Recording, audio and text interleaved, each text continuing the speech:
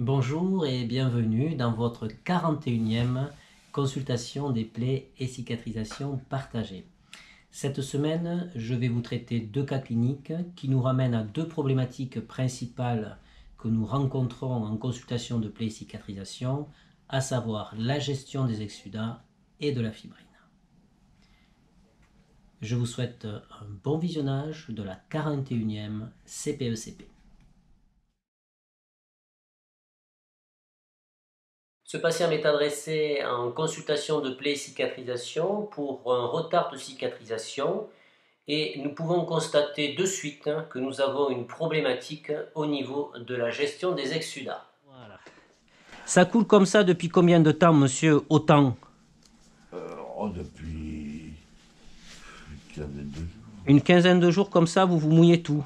Ouais, ouais. Donc on voit qu'il y a une saturation majeure. Là, le pansement, il pèse 300 grammes. Voilà. C'est un alginate en contact direct qui est complètement déplacé par les exsudats.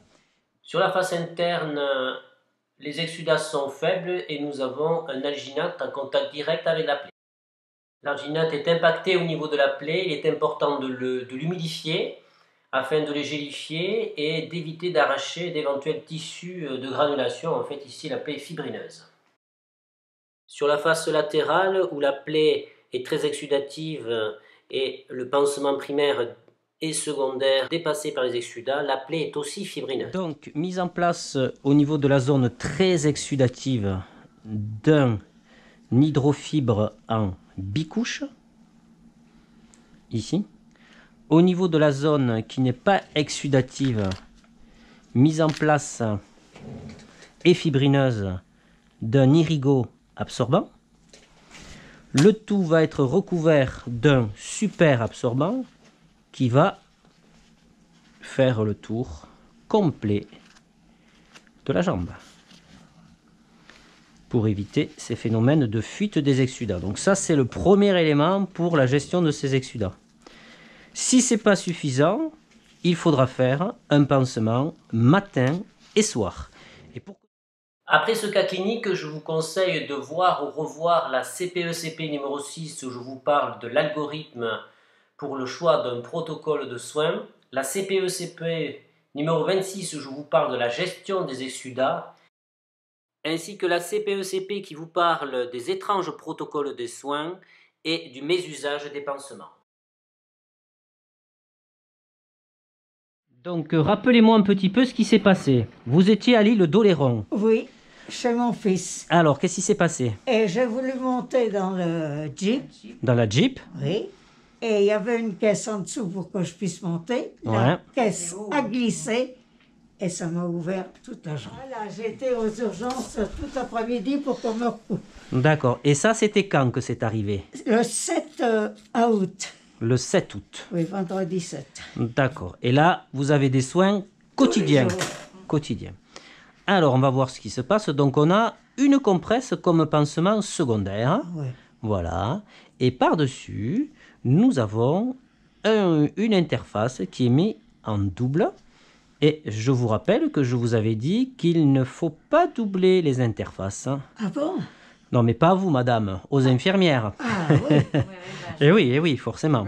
Donc, qu'est-ce qu'on a? On a une plaie qui est très fibrineuse et il y a de la nécrose ici. Ça, c'est de la peau, vous voyez, qui n'est pas vivante. On va voir si on peut l'enlever. Est-ce que vous êtes sous anticoagulant, madame? Est-ce que vous prenez un anticoagulant? Oui, je prends de... Qu'est-ce que vous prenez? Dites-moi. Ah, c'est dans ton ordonnance? Oui. Plavix, Cardégique? Oui. Cardégique, Oui. c'est tout. Bon, je vais essayer de gratter cette zone-là. Je ne dois pas vous faire mal. Si je vous fais mal, vous me le dites, j'arrête de suite. Nous avons de la nécrose et de la fibrine avec un écartement des berges suturées. Ce cas clinique nous renvoie à la CPECP numéro 37, nécrosectomie, fibrinectomie, conduite à tenir chez un patient sous anticoagulant.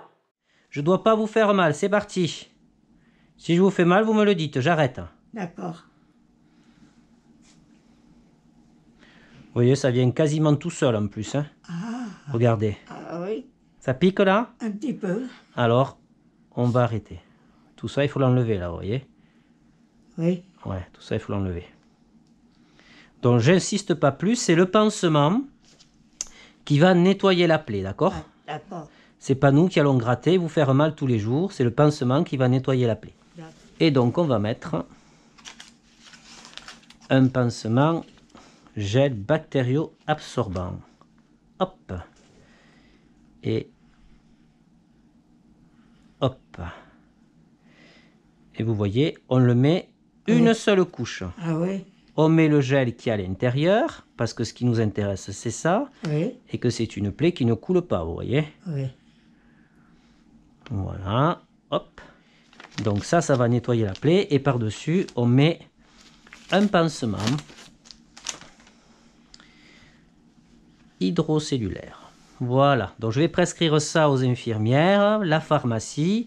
Et le pansement doit être fait tous les jours. Oui, voilà. D'accord? Et aujourd'hui... Et aujourd'hui, c'est pas la peine, je viens de vous le faire. Voilà, d'accord. On est d'accord. C'est ce qu'il m'a dit l'infirmier. Eh oui, voilà, On va impeccable. lui téléphoner pour lui dire... Voilà, et ça, vous voyez, il faut le monter assez haut pour que ça tienne. Oui. Et il faut faire un petit trou au talon, stack, pour que ça se stabilise. Ah, d'accord. Et voilà. C'était votre 41e consultation des plaies et cicatrisation partagée. Je vous souhaite une bonne semaine, bienvenue aux nouveaux abonnés et je vous dis à très bientôt pour de nouvelles aventures en plaies et cicatrisation.